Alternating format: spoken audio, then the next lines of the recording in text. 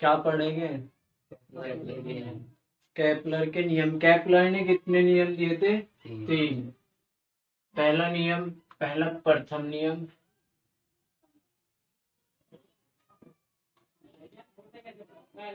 फिर द्वितीय नियम,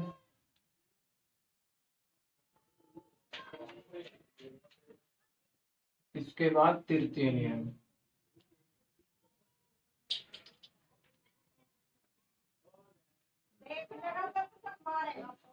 देखो, जो केपलर ने 3 नियम दिए थे, पहला नियम, दूसरा नियम, तीसरा नियम। पहले नियम को हम कह रहे हैं कक्षाओं का नियम।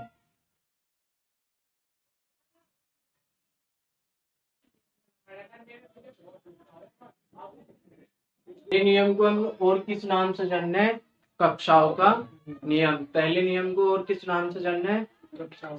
कक्षाओं का नियम। देखो, अभी तक के हमने क्या पढ़ा कि सभी ग्रह तारे की परिक्रमा करते हैं। किस मार्ग पे ग्रह हमने यो करा गया। ठीक, तो जो हमारे केपलर थे, केपलर ने आगे कहा था कि जो सभी के सभी ग्रह है, सभी ग्रह में भी उसने किसके बारे में बात करी थी? पृथ्वी के। और ये कहा था कि जो पृथ्वी है वो सूर्य के चारों ओर दीर्घ वृत्ताकार कक्षा में चक्कर लगाती है। कैसी कक्षा में? दीर्घ वृत्ताकार। दीर्घ वृत्त कैसा होगा? ऐसा होगा, ऐसा अंडे के आकार का। दीर्घ वृत्त कैसा होगा? अंडे के आकार का। इस तरीके से। इसमें और इसमें क्या डिफरेंस है? ये क्या है? वृत्त। ये क्या है? दीर्घ वृत्त। ठीक, जो हमारा वृत्त रहे उसमें तो सेंटर से सभी दूरी क्या रहे? इक्वल। इसमें सभी दूरी इक्वल नहीं होती। ठीक है, तो जो केपलर ने कहा था प्रथम नियम में, कहा था कि एक बात और, वर्त में तो सेंटर आ जाएगा एक, इसमें सेंटर सेंटर नहीं बोलते ना, बोल रहे हैं फोकस। क्या बोल रहे हैं इनको? फोकस। वर्त में क्या बोल रहे हैं? इसमें क्या बोल रहे हैं? अब इसे हम बोल रहे हैं त्रिज्या, और इसमें इनको हम क्या बोल रहे हैं? इन्हें बोल रहे हैं हम दीर्घ वृत्ताखंड और लघु वृत्ताखंड। दीर्घ अक्ष और लघु अक्ष। ये बड़ी वाली क्या? दीर्घ। और ये छोटे वाली लघु अक्ष। बड़ी वाली को क्या बोल रहे हैं? दीर्घ अक्ष। इसमें छोटी वाली को क्या बोल रहे हैं? लघु अक्ष। वर्त में क्या रह रहा है? ये हमारी सिर्फ त्रिज्या, ना दीर्घ अक्ष और ना ही लघु अक्ष। ठीक है, इतनी बात याद रहेगी। तो जो केपलर था, केपलर ने प्रथम नियम में क्या कहा था?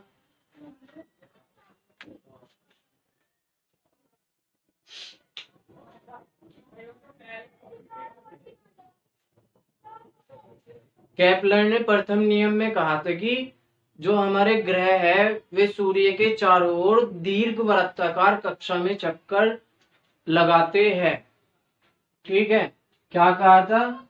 कि ग्रह सूर्य के चारों ओर दीर्घ वृत्ताकार कक्षा में चक्कर लगाते हैं। वृत्ताकार कक्षा में नहीं लगाते, दीर्घ वृत्ताकार कक्षा में लगावे। ठीक है, जो हमारा कौन सा नियम था? प्रथम नियम। ये कैसी है? दीर्घ वृत्ताकार कक्षा। ठीक है, जो घूमने का पथ रहे किसका? ग्रह का। ग्रह का घूमने का पथ कैसा रह रहा है? दीर्घ वृत्ताकार। ठीक है, ये आ गया हमारा प्रथम नियम। क्या लिखेंगे? सभी ग्रह सूर्य के चारों ओर दीर्घ वृत्ताकार पथ पर चक्कर लगाते हैं। ठीक है, प्रथम नियम किसका? केपलर का। ठीक, दूसरा नियम देखो। दूसरे नियम को हम बोल रहे हैं क्षेत्रफलीय चाल का नियम। दूसरे नियम को क्या बोल रहे हैं?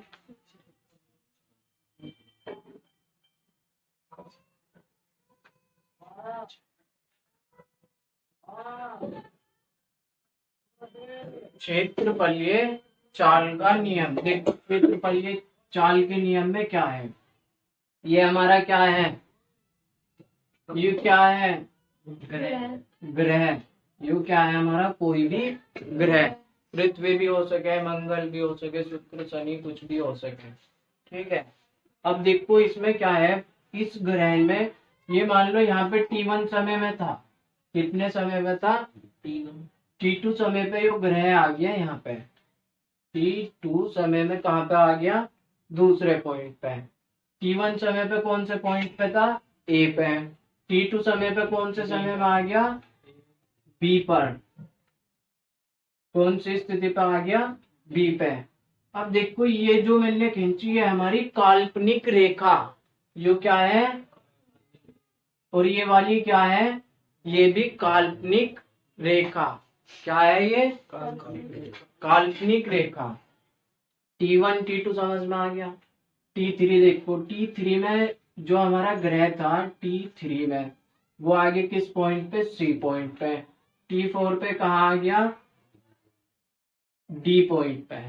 इसे भी इस तरीके से मिला दो। ठीक है, अब यदि क्या लिखेंगे हम, यदि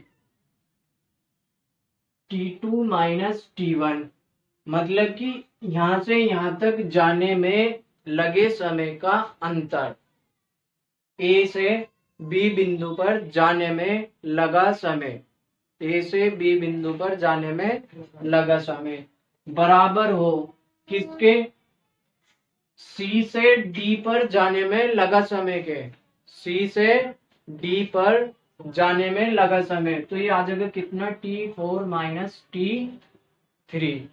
ठीक, देखो क्या कहना चाह रहे हैं कि यदि भाई इस बिंदु से इस बिंदु तक जाने में लगा समय और इस बिंदु से इस बिंदु पर जाने में लगा समय का अंतर इक्वल है, तो इसने जो क्षेत्रफल तय किया,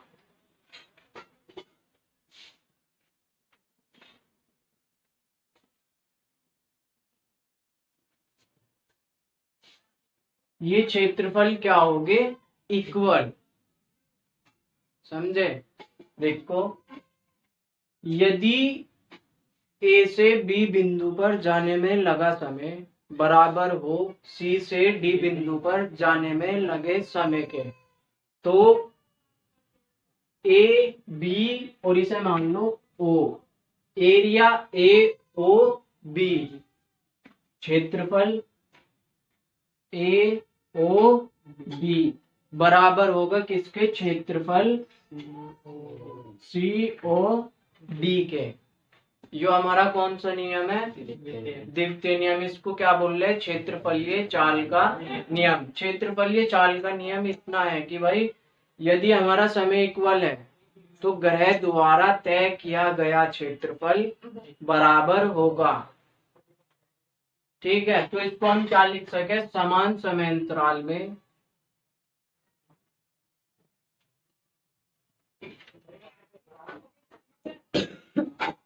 ग्रह द्वारा तय किया गया क्षेत्रफल बराबर होता है। दूसरे नियम में कोई दिक्कत, दूसरे नियम का दूसरा नाम बता।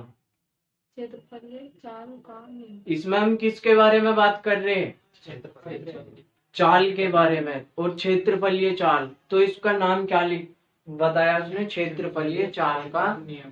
पहले नियम में क्या बताया था, कक्षाओं का नियम। उसने कहा था कि दीर्घ वृत्ताकार कक्षा में चक्कर लगाती है, इसलिए उसको क्या कहा हमने, कक्षाओं का नियम। तीसरा नियम देखो, तीसरे नियम का जो दूसरा नाम है, तीसरे नियम का दूसरा नाम है हमारा क्या, आवर्तकाल का नियम। इसको क्या बोल रहे हैं,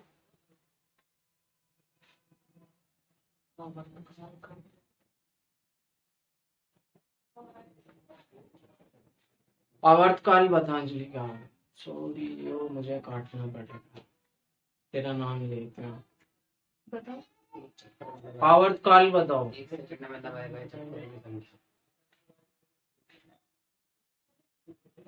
एक सेकंड में दबाए गए चक्करों। एक चक्कर लगाने में लगा समय। एक पूरा चक्कर लगाने में लगा समय क्या कहलाता है? आवर्तकालिक चक्कर पूरा जितने समय में होता है उसको हम क्या बोल रहे हैं? आवर्तकाल। अब हम क्या पढ़ रहे हैं? आवर्तकाल का नियम। देखो मैंने तुम्हें अभी ये नियम बताने से पहले भी बताया था। क्या बताया था कि भाई जैसे हमारा दीर्घ व्रत है, ये क्या है हमारा? यहाँ से यहाँ तक की क्या है? ये हमारी दीर्घ अक्ष। इस वाली को क्या बोल रहे हैं?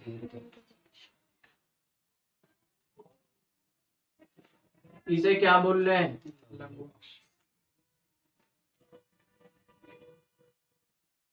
दीर्घ अक्ष को रिप्रेजेंट करें हम ए से, लघु अक्ष को रिप्रेजेंट करें हम बी से। मैथ में भी पढ़ोगे तुम ही हो, जो वो चैप्टर है अभी शंकु परिच्छेद, उसमें ये पढ़ेंगे हम दीर्घ व्रत लघु व्रत। ठीक है, तो मैंने तुम्हें यह भी बता दिया कि दीर्घ अक्ष को कहाँ से रिप्रेजेंट करें? ए से। लघु अक्ष को कहाँ से रिप्रेजेंट करें? बी से। तो अब देखो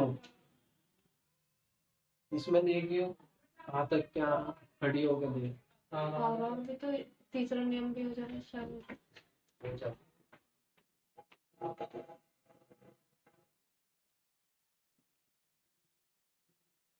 देखो इसमें जो तीसरा नियम है, यदि ग्रह का आवर्तकाल टी है, ग्रह का आवर्तकाल कितना? Capital T.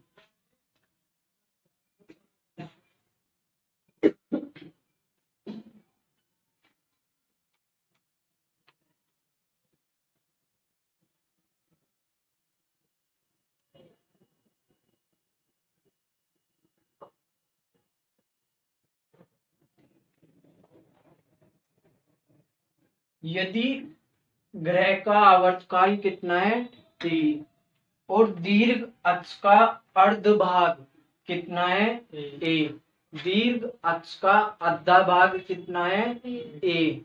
तो टी स्क्वायर अनुक्रमानुपाती ए की पावर 3। ये हमारा कौन सा नियम है? तृतीय नियम, केपलर का तृतीय नियम।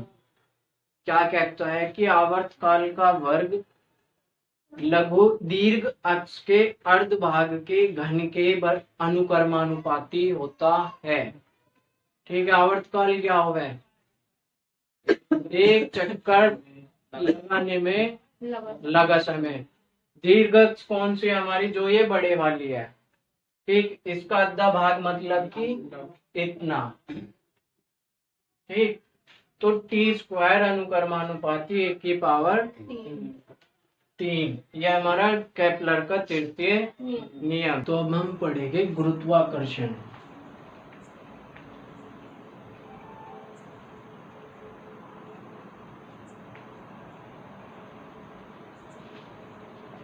गुरुत्वाकर्षण पढ़ने से पहले मैं आपको एक स्टोरी बताना चाहता हूँ।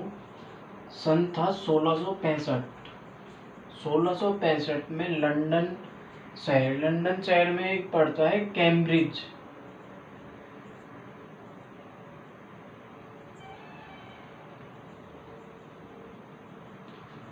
कैम्ब्रिज शहर में था कैम्ब्रिज विश्वविद्यालय।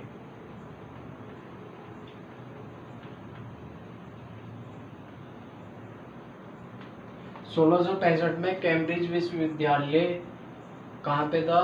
कैम्ब्रिज शहर में। कैम्ब्रिज शहर में क्या हुआ? कैम्ब्रिज शहर में फैला प्लेग बीमारी। कैम्ब्रिज शहर में क्या फैली? प्लेग बीमारी। तो इसमें क्या हुआ? इसके कारण लगा शहर में लॉकडाउन।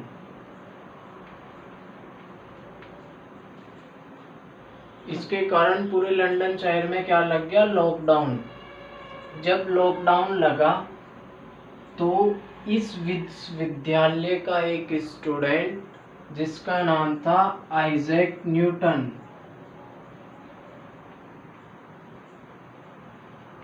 तो कैम्ब्रिज विश्वविद्यालय का एक स्टूडेंट आइजैक न्यूटन अपने घर गया।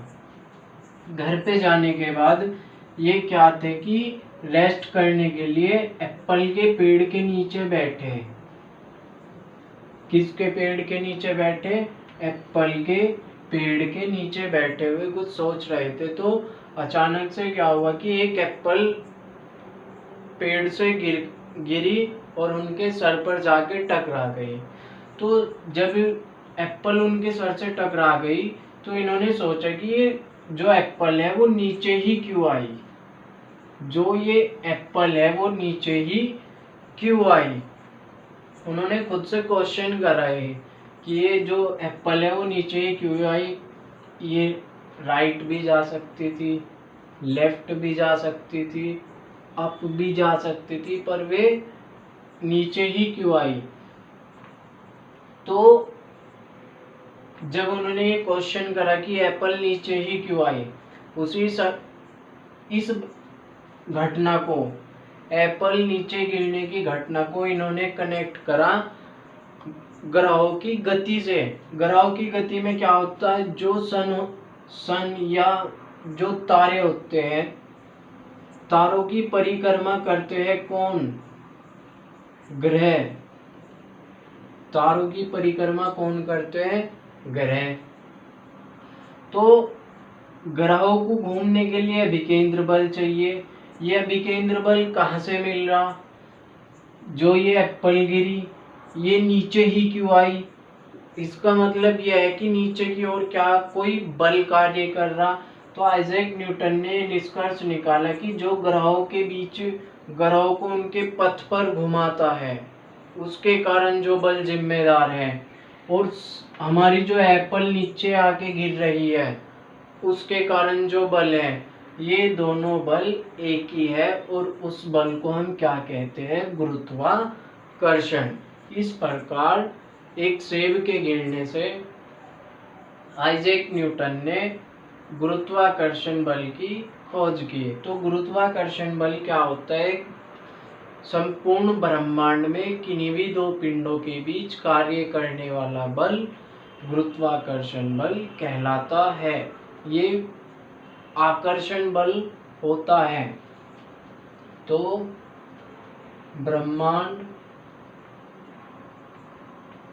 के किन्हीं भी दो पिंडों के बीच कार्य करने वाला आकर्षण बल गुरुत्वाकर्षण बल कहलाता है।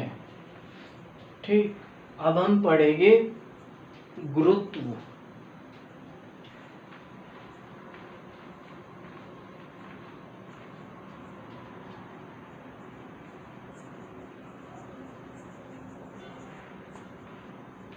देखो ये क्या है, ये संपूर्ण ब्रह्मांड में किन्हीं भी दो पिंडों के बीच जो बल कार्य करेगा वो क्या? गुरुत्वाकर्षण। गुरुत्व क्या होता है? गुरुत्व होता है कि पृथ्वी तथा किसी अन्य पिंड के बीच लगने वाला गुरुत्वाकर्षण बल क्या कहलाता है? गुरुत्व कहलाता है। पृथ्वी तथा किसी अन्य पिंड के बीच लगने वाला बल गुरुत्व कहलाता है।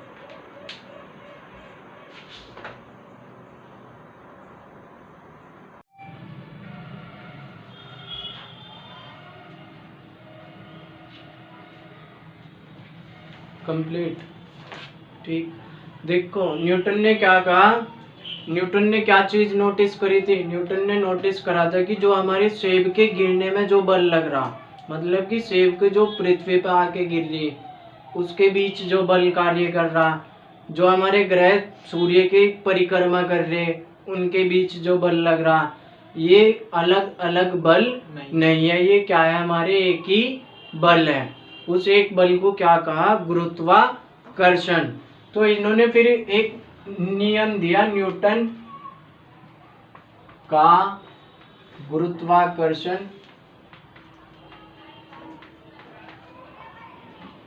का नियम। इसके बाद में क्या दिया, न्यूटन का गुरुत्वाकर्षण का नियम। न्यूटन का गुरुत्वाकर्षण नियम देखो क्या बतावे हमें। जैसे ये हमारे दो पिंड है, ये दो पिंड हमारी पृथ्वी चंद्रमा भी हो सके, सूर्य चंद्रमा भी हो सके, दो पिंड कुछ भी हो सके, एक सेब दूसरी पृथ्वी भी हो सके, एक न्यूटन दूसरी सेब भी हो सके, कुछ भी हो सके, ठीक है। पहले का द्रव्यमान कितना, दूसरे का द्रव्यमान, इनके बीच की दूरी कितनी, और बीच की दूरी इनके कितनी, और दूरी इनके सेंटर से मापी जावे है, इसके सेंटर और इसके सेंटर के बीच की दूरी कितनी है, आर। तो जो न्यूटन था, न्यूटन ने ये कहा था कि जो इनके बीच लगने वाला गुरुत्वाकर्षण बल है, इनके बीच लगने वाला क्या, गुरुत्वाकर्षण बल, जो उनसे यो पढ़ा हमने गुरुत्वाकर्षण, वो क्या होवे कि इनके द्रव्यमान के गुणनफल के क्या होवे, अनुकर्मानुपाती। द्रव्यमान के गुणनफल के क्या होता है, और इनकी बीच की दूरी के वर्ग के क्या होवे, बीच की दूरी के वर्ग के क्या, व्युत्क्रमानुपाती। तो फिर यहाँ से इसको हम क्या लिख सके, इसको हम लिख सकते हैं कि F अनुकर्मानुपाती m1 m2 upon r square. अनुकर्मानुपाती के साइन को इक्वल का करने के लिए क्या आता है, कांस्टेंट आता है। इस केस में कांस्टेंट क्या आएगा, वो g m1 m2 upon r square. ठीक, ये क्या था हमारा न्यूटन का गुरुत्वाकर्षण का नियम। ठीक है, जो ये F बल लग रहा, यो पहली बॉडी दूसरी पे लगा रही है, दूसरी बॉडी पहली पे लगा रही, दोनों एक दूसरे पे लगा रहे हैं, और इस बल को क्या क्या कहते हैं, गुरुत्वाकर्षण बल। इसका नेचर कैसा होगा, आकर्षण का होगा या प्रतिकर्षण का, आकर्षण का। जो ये हमारा जी है, इसको क्या बोल रहे हैं, सार्वत्रिक गुरुत्वाकर्षण। अब देखो जी के बारे में, जी को हम क्या बोल रहे हैं, सार्वत्रिक।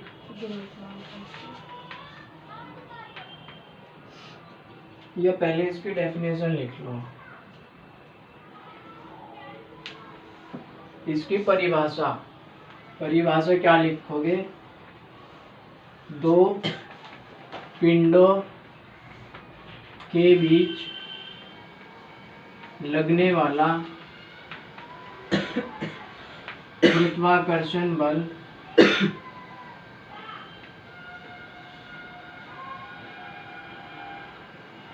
पिंडों के द्रव्यमान के गुणनफल के अनुकर्मानुपाती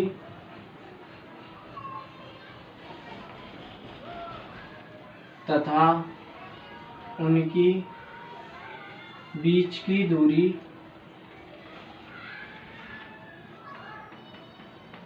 के वर्ग के व्युत्क्रमानुपाती होता है। ये क्या है, हमारा न्यूटन का गुरुत्वाकर्षण का नियम। ठीक, चलो बाकी कल को ही पढ़ेंगे।